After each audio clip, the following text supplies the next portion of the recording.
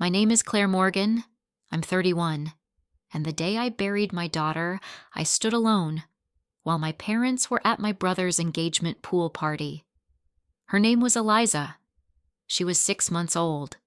Sweet, bright-eyed, and loved more than I ever thought I could love anyone. And yet, as I watched that tiny white casket being lowered into the ground, my mother's words echoed like gunfire in my mind. It's just a baby, Claire. Your brother's party matters more. That was the moment something broke inside me, not just from grief, but from something deeper. A truth I had buried for years was suddenly undeniable. I was never the child they chose to show up for. If you've ever lost someone and then realized your family won't even stand beside you in that loss, this story is for you. Because what happened at that funeral wasn't the first betrayal. It was just the loudest. Before I tell you how I made them face what they had done, not just to me, but to the memory of a little girl who never got to grow up. Tell me in the comments, have you ever had to walk through grief while pretending it didn't hurt as much as it did? Or worse, pretending it didn't hurt because they made you feel like it shouldn't? Let's talk about what happens when the pain is real, but the people you thought would care just don't. Before I tell you how I made them face what they did to me and to my daughter, tell me, have you ever been through grief alone while everyone else looked away? Drop a comment below. I read everyone. And don't forget to subscribe if this story speaks to something you've lived too. Growing up, I was the daughter who got forgotten. Not in some dramatic Cinderella kind of way, but in the quieter, more dangerous kind. The kind where you're there, but invisible. My brother Evan, 3 years older, was the golden child. When he made the middle school basketball team, my parents threw a backyard celebration with custom cupcakes and a rented photo booth. When I won the statewide spelling bee that same year, my mom said, "Oh, that's nice, Claire. Don't forget to text your brother good luck on his tournament." It didn't stop there. Evan got a car for his 17th birthday. I got a used iPad because, as my dad said, girls don't need to drive as much anyway. His college fund was triple mine. His broken hearts were met with midnight talks and comfort food. Mine? Shrugged off with, "Well, you're tough. You'll bounce back." At first, I thought if I worked harder, they'd notice. I brought home straight A's. I made Dean's List. I got into nursing school on a scholarship. But somehow, no matter how high I climbed, it never made a dent in their gaze, because it was never about effort. It was about who they wanted to love out loud. By the time I met Ryan, my husband, I'd already learned to stop expecting applause. But then, for the first time in my life, I met a family that saw me. Not because I achieved something, but just because I was me. And that was the beginning of a different kind of love. One that made their silence feel even louder. The first time Ryan's mom hugged me, I flinched. Not because I didn't want it, but because I wasn't used to being held like that. Not by someone who wasn't trying to fix me or silence me or rush me along. His family, loud, warm, curious, felt almost theatrical at first. They asked about my day. They remembered my interviews.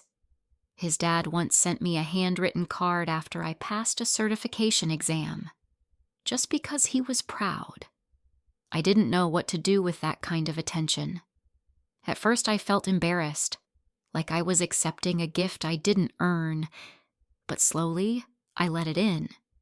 Because love, when it's real, doesn't need to be earned. It just arrives and stays. When I got pregnant with Eliza, it was Ryan's parents who called first.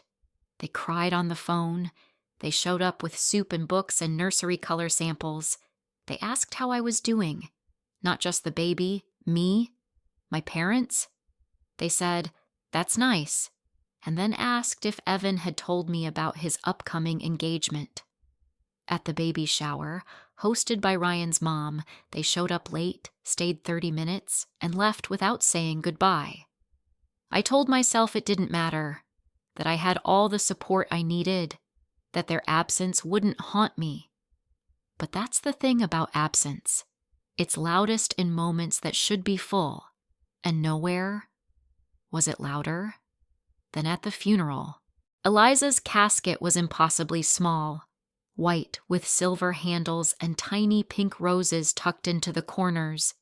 It looked more like a doll's than something meant to hold her. I stood there, surrounded by friends, colleagues, even old patients' families, but not my own. My parents weren't there. Evan wasn't there. They were 3 miles away, clinking champagne at his engagement party. They'd made it clear on the phone.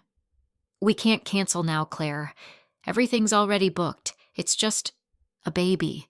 You can always have another." Those words should have shattered me, but strangely, they didn't, because what I felt was clarity. For the first time, the hierarchy I'd been trying to deny my whole life was suddenly, undeniably real. I wasn't the daughter they'd choose to show up for, and my child was just a footnote in their narrative of perfection. After the service, I sat quietly while people handed me tissues and casseroles, and then my phone buzzed. It was Evan, an Instagram story, laughing, shirtless by the pool, holding a beer, my mother in the background, toasting, captioned, "Celebrating love." And right then I realized they weren't just absent, they were celebrating. While I stood at my baby's grave, that night I didn't cry, I didn't scream. I sat in Eliza's empty nursery, holding the blanket she never got to outgrow, and I made a promise that no one would ever rewrite this pain into something polite. Not them, not me, not ever. 2 weeks after the funeral, my mother called, not to ask how I was coping, not to say she'd been wrong, but to invite me to dinner, because Evan and his fiancée had updates on the wedding, and it might take your mind off things. I said yes, not because I wanted to go, but because I needed to look them in the eye.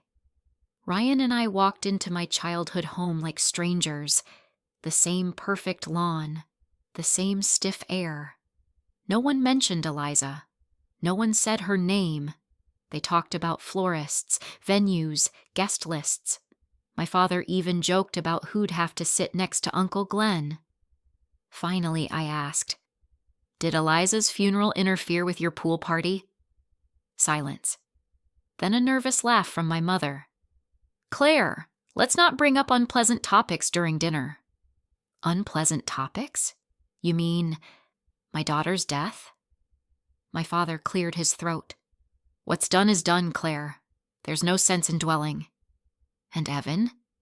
He rolled his eyes. "This is why we didn't want to bring it up. You always make things so dramatic." That word again. Dramatic.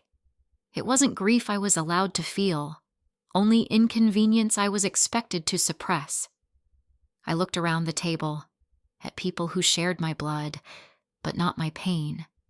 And in that moment, I knew this wasn't just a wound.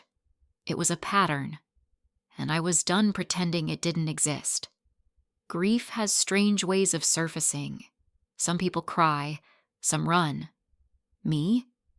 I started collecting old birthday cards where my name was scribbled beneath a printed message, while Evan got whole paragraphs. Photos from family events where I stood at the edge, half cut from the frame. Text threads where my baby's milestones, her first laugh, her first word, got a thumbs up emoji, if any reply at all. At first, I didn't even know what I was doing, but the more I gathered, the clearer it became. This wasn't about one missed funeral. It was a lifetime of quiet erasure. I created a timeline, a literal document, year by year, of being made to feel less, of Evan being celebrated for existing and me having to earn every drop of recognition, only to be met with silence. And then I wrote a letter, not for sympathy, not for revenge, for truth. Because if I disappeared now, if I simply walked away, they'd rewrite the story. They'd say I was too emotional, too damaged by grief, too difficult to deal with. But if I confronted them, with evidence, with clarity, with Eliza's picture in my hand, they wouldn't get to hide behind denial. I didn't want revenge. I wanted something harder to swallow. Acknowledgment. The kind that forces people to sit with what they've done. And so, I asked for a meeting. Just the three of us. And this time, I would not be interrupted. Have you ever had to gather proof, not to accuse, but just to be believed? If that's ever been your story, I'd love to hear it in the comments. And if you haven't yet, hit that subscribe button.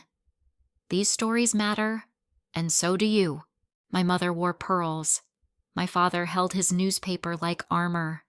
And I came in carrying Eliza's photo, framed, small, but commanding the room more than any of us. We sat. They offered lemon cake. I declined. I'm not here to eat, I said.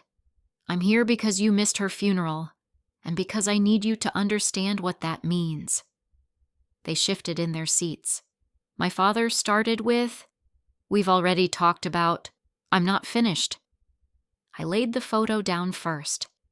Eliza, pink dress, blue eyes, my daughter. Then the folder. A lifetime of being made invisible. Birthday photos where Evan blew candles while I held the knife. Report cards ignored. Achievements dismissed.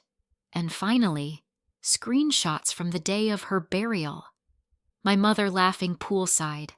Champagne raised while I stood over a white casket. My mother's eyes welled.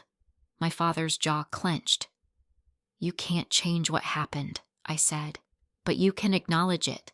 You can stop pretending like it didn't matter. We're sorry you were hurt, my father offered. That's not an apology, I replied. That's a deflection. This isn't about my reaction. It's about your action. Silence. And then, for the first time, my mother picked up Eliza's photo with shaking hands. She had your eyes, she whispered. I never really looked at her. No, I said. You didn't. And that was the closest I would get to an awakening. Not because they fully understood, but because for once they stopped talking long enough to see her. Eliza lived for just 183 days. And yet, she changed the way I walk through the world. In the months after that meeting, my parents grew quieter.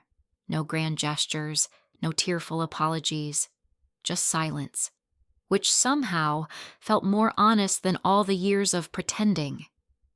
Ryan and I poured our energy into healing, on our terms.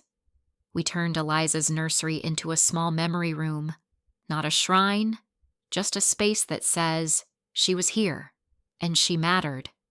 I started attending support groups for mothers who had lost infants.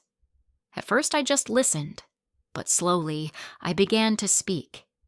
I met women who, like me, had been told to move on, to try again, to stop being so emotional. And I told them what I had to tell myself, over and over again. You are allowed to grieve out loud. You are allowed to demand that their memory be honored. You are allowed to step away from people who treat your pain like an inconvenience. Eliza will never blow out birthday candles. She'll never say mama again. But her impact didn't die with her. She taught me how to speak up.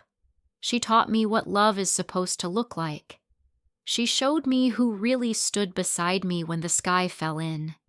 And when I stand in that little garden we built in her name, surrounded by tulips and wind chimes and quiet peace, I don't feel like a mother who lost a child.